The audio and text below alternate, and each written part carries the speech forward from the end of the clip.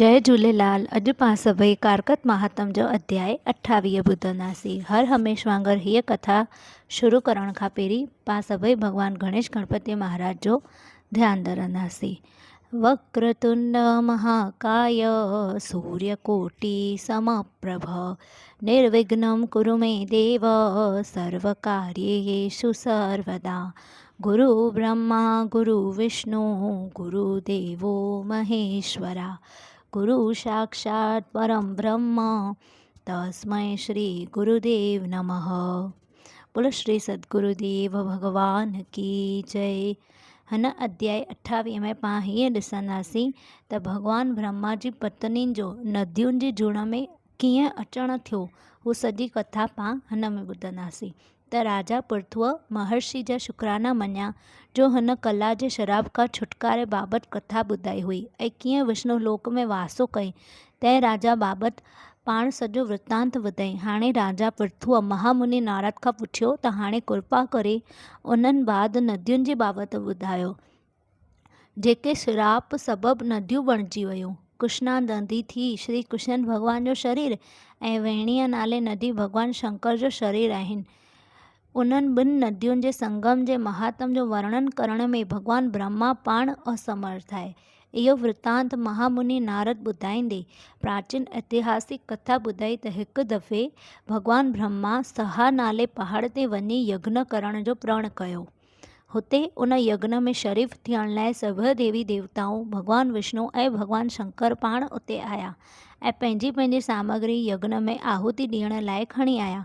हाणे यज्ञ में ब्रह्मा जे पंहिंजी पत्नी त्वरा खे पाण सां गॾु विहारे यज्ञ करणो हो।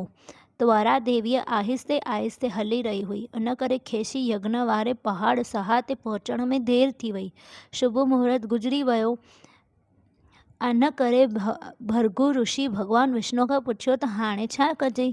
भॻवान विष्णु सलाह ॾिनी त गायत्री देवी पाण श्री ब्रह्मा जी पत्नी आहे, उनखे संदसि अर्धांगिनी तौरु यज्ञ में साॼे पासे गॾु विहारजे। इहा सलाह मञी भॻवान ब्रह्मा गायत्री देवीअ सां गॾिजी यज्ञ में वेठो। अञा मंत्र उचारजी रहिया हुआ त उते त्वरा देवी बि आहिस्ते आहिस्ते अची पहुती। पंहिंजे बदिरां पंहिंजी पुहाज गायत्रीअ खे ॾिसी श्री ब्रह्मा सां गॾु यज्ञ में वेठल ॾिसी खेसि श्राप ॾिनो त हे मुंहिंजी पुहाज, तो मुंहिंजो अनादर कयो आहे, मुंहिंजे हक़ खे नाहक में बदिलियो आहे।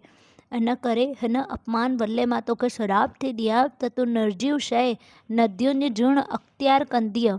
तव्हां सभु पाण नदियुनि जो रूप वठंदा। गायत्री देवीअ खे बि क्रोध आयो ऐं चयो, जीअं तूं ब्रह्मा जी पत्नी आहे तीअं मां बि आहियां।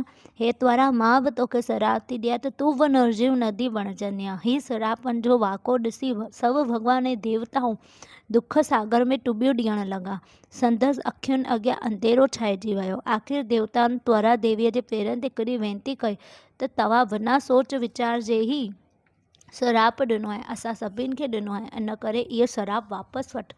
तंहिं ते त्वरा देवीअ चयो त जीअं तव्हां यज्ञ शुरू करण खां अॻु भॻवान गणेश जी पूॼा न कई आहे, हर शुभ कार्य में श्री गणेश जी पूॼा ज़रूरु थींदी आहे। हिन करे मुंहिंजो ॾिनल श्राप वापसि नथो मोटी सघे। इहो सच थी रहंदो ऐं तव्हांखे नदियुनि जो स्वरूप में अचिणो ई पवंदो। असां ॿई पहाज पश्चिम में वहंदल नदियूं थी वेंदियूंसीं।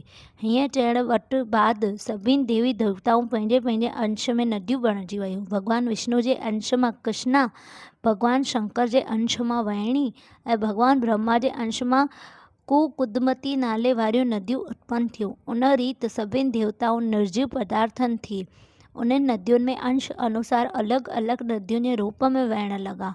ओला में वेहंदल बि नदियूं सावित्री नाले सां मशहूरु थियूं, जेको त्वरा देवी ऐं गायत्री देवी हुयूं। भॻवान ब्रह्मा श्रापनि जी हक़ीक़त में बदिलण लाइ अॻु यज्ञ स्थान वारे पहाड़ ते भॻवान विष्णु ऐं शंकर जी स्थापना कई, जेके बि देवता महाबल ऐं अतिबल नाले देवताऊं बणिजी प्रसिद्ध थी विया। महामुनि ऋषि चयो त हे राजा पृथ्वी, जेको कृष्णा ऐं वेणी नदियुनि जी उत्पत्ति वारी प्राचीन कथा ॿुधंदो उनखे इन्हनि जे सनान जो ऐं दर्शन जो फल मिलंदो। बोलो श्री कारकत महात्म की जय। हिते कारकत महात्म जो अध्याय 28 समाप्त थियो। बोलो श्री सद्गुरुदेव भगवान की जय। आज के आनंद की जय। गंगा मैया की जय। सच्ची देवी माता तेरी सदा ही जय।